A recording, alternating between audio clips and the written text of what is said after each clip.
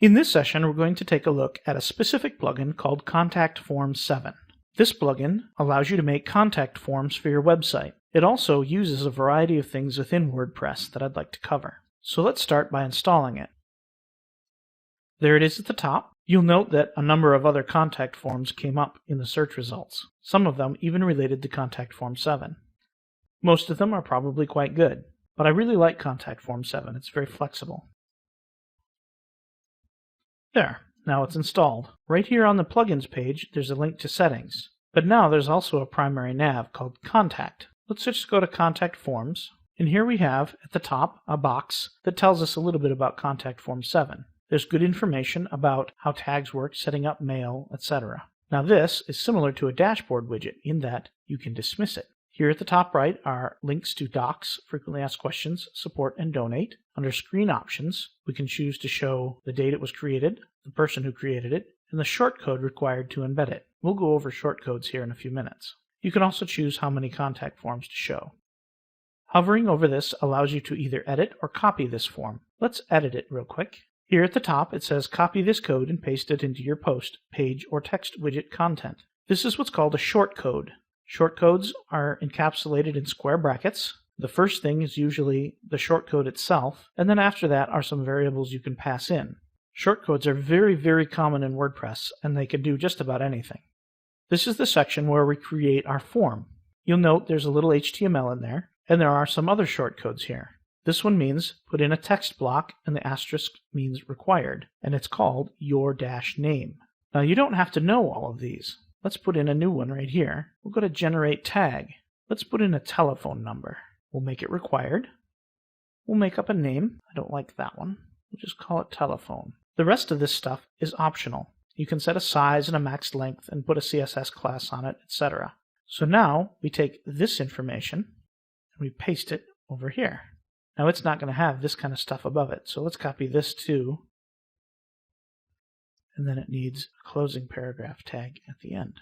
There. Now we also want to take this and put it down here. This is the message that actually gets mailed from your name. That's pulling from the form up here. That's how these form fields get into the message body. Your email, your subject, your message body. And now, telephone. This information is put in by default. It is optional and could be removed. On the left here is information about what happens to this mail. It's getting sent to me from, and it's using fields from the form, subject from the form, and then I can put in additional headers or file attachments if I wished. I could also choose to use the HTML content type, which would make my email be an HTML email. That makes them a bit more attractive. I could also send to a second place if I wished. And then here are the collection of messages that could be sent to the end user. For example, the top one is your message was sent successfully, thanks, or failed, or validation errors occurred, etc., etc. Here's the number that appears if someone tries to write in a telephone number that is not valid. And here you can put in additional settings if you know them.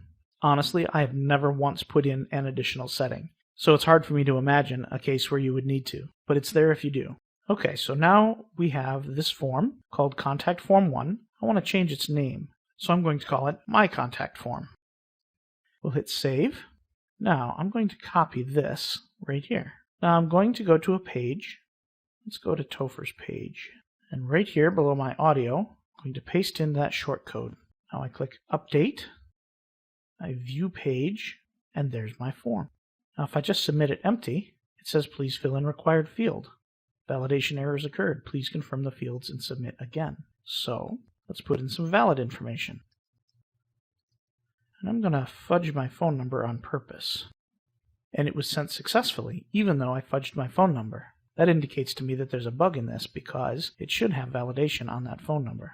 So later, I'll be posting in the forums on WordPress.org mentioning that this issue occurred.